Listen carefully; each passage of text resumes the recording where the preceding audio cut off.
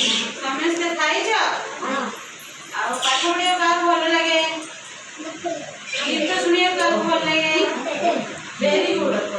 ଆମେ ଆଜି ଗୋଟେ ଗୀତ ମାଧ୍ୟମରେ ଆମେ ଜାଣିବା ଯୋଉ 10ଟି ମୂଷା ଥିଲେ, ଜାଣିଲ? 10ଟି ମୂଷା ଛୁଆ, 10ଟି ଥିଲେ ମୂଷା ଛୁଆ, ଖାଉଥିଲେ ଜ ଖାଇ ଜଣେ ଗଲା, ଆଉ ରହିଲା ନ। ଜ ଖାଇ ଜଣେ ଗଲା, ଆଉ ରହିଲା ନ।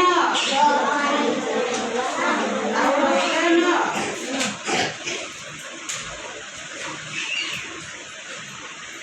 ଜ ଖାଇ ଜଣେ ଗଲା, ଆଉ ରହିଲା ନ। ନଟି ଥିଲେ ମୂଷା ଛୁଆ, ନଟି ଥିଲେ ମୂଷା ଛୁଆ, ନଟି ଥିଲେ ମୂଷା ଛୁଆ, କାଟୁଥିଲେ କାଠ,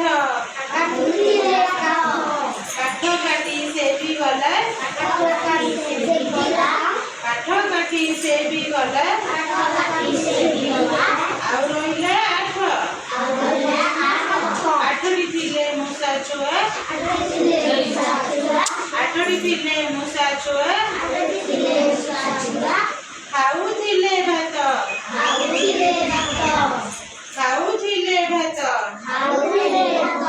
ଭାତ ଖାଇ ସେ ବି ଗଲା, ଆଉ ରହିଲା ସାତ। ସାତଟି ଥିଲେ ମୂଷା ଛୁଆ,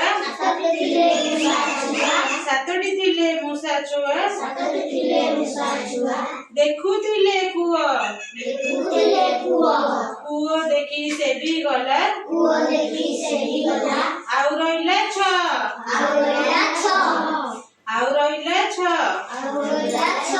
ଛଅଟି ଥିଲେ ମୂଷା ଛୁଆ, ଛଅଟି ଥିଲେ ମୂଷା ଛୁଆ, ନାଚ କରୁଥିଲେ, ନାଚ କରି ସେ ବି ଗଲା,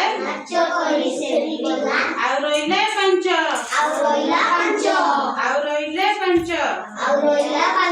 ପାଞ୍ଚଟି ଥିଲେ ମୂଷା ଛୁଆ,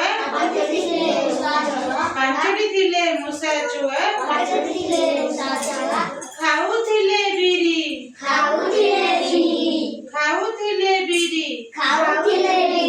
ବିରି ଖାଇ ସେ ବି ଗଲା, ଆଉ ରହିଲା ଚାରି।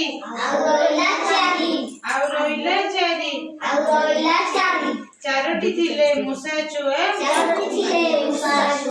ଚାରୋଟି ଥିଲେ ମୂଷା ଛୁଆ, ବଜଉଥିଲେ ଗିନି, ଗିନି ବଜାଇ ଜଣେ ଗଲା, ଆଉ ରହିଲା ତିନି।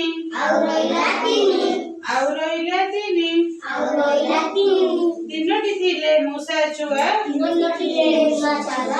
ଖାଉଥିଲେ ଖଇ, ଖଇ ଖାଇ ଜଣେ ଗଲା, ଆଉ ରହିଲା ଦୁଇ।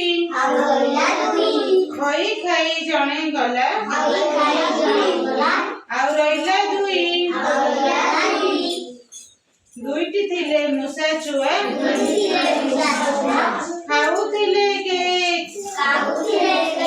କାହାକୁ କେକ୍ ଖାଇବାକୁ ଭଲ ଲାଗେ? ସମସ୍ତଙ୍କୁ ଭଲ ଲାଗେ। କେକ୍ ଖାଇ ସେ ବି ଗଲା, ଆଉ ରହିଲା ଏକ। କେକ୍ ଖାଇ ସେ ବି ଗଲା, ଆଉ ରହିଲା ଏକ।